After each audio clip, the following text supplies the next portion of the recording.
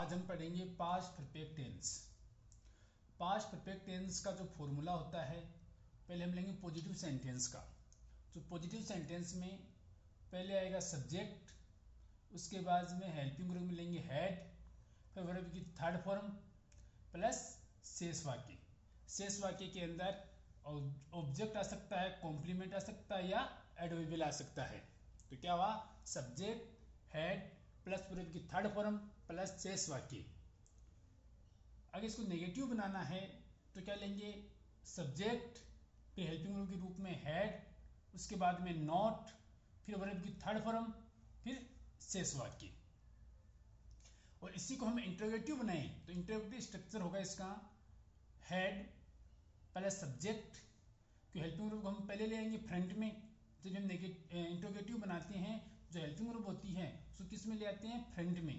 पहले क्या आ गई हैड, फिर सब्जेक्ट, फिर वर्ब की थर्ड फॉर्म, फिर शेष वाक्य, लास्ट में इंटरोगेटिव साइन।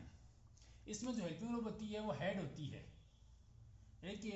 इसमें हेल्पिंग वर्ब होती है हेड, चाहे वो अपना सब्जेक्ट सिंगुलर हो, प्लूरल हो, किसी भी प्रकार का सब्जेक्ट हो, उसमें हेल्पिंग वर्ब एक आएगी हेड। ठीक है, अब इसके कुछ एग्जाम्पल्स देखते हैं। हम पहले देखते हैं पॉजिटिव सेंटेंस का।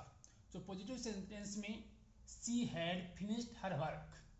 तो सी क्या है यहाँ पर, सब्जेक्ट, सब्जेक्ट ले लिया। फिर हमें क्या लेना है, हेड, तो हेड ले लिया। फिर वर्ब की थर्ड फॉर्म, तो फिनिश, फिनिश्ड, फिनिश्ड, ये वर्ब की थर्ड फॉर्म आ गई।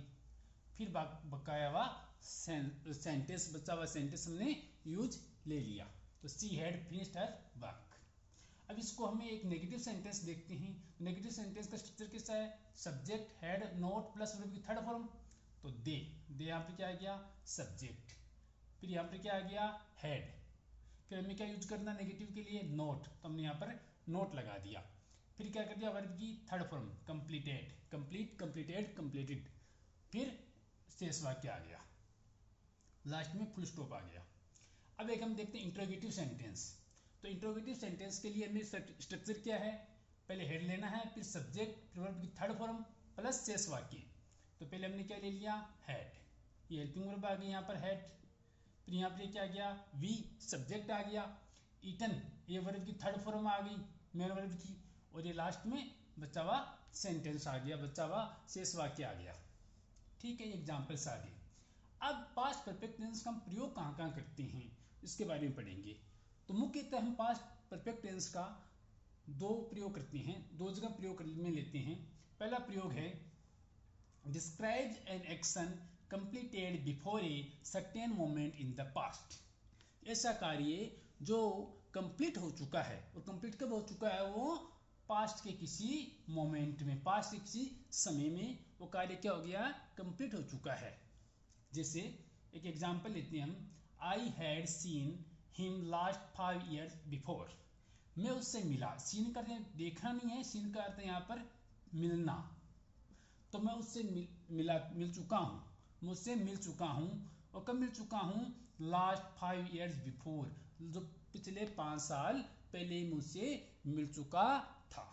तो 5 साल पहले, 5 लास्ट ईयर्स बिफोर, पहले लास्ट भी है, लास्ट या बिफोर, ये किसके होते हैं, पास्ट परफेक्ट को इंडिकेट करते हैं, पास्ट के टाइम को इंडिकेट करते हैं। इसमें क्या आ गया, पास्ट परफेक्ट टेंस।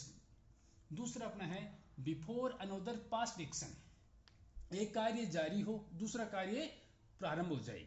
जैसे दूसरा कार्य बीच में प्रारंभ हो जाए, when I reach the station, when I reach the station, जब मैं स्टेशन पर पहुंचा था। The train had started, train क्या हो गई, स्टार्ट हो गई, प्रस्थान के लिए तैयार हो गई, प्रस्थान कर चुकी थी, स्टार्ट हो गई थी चलने के लिए।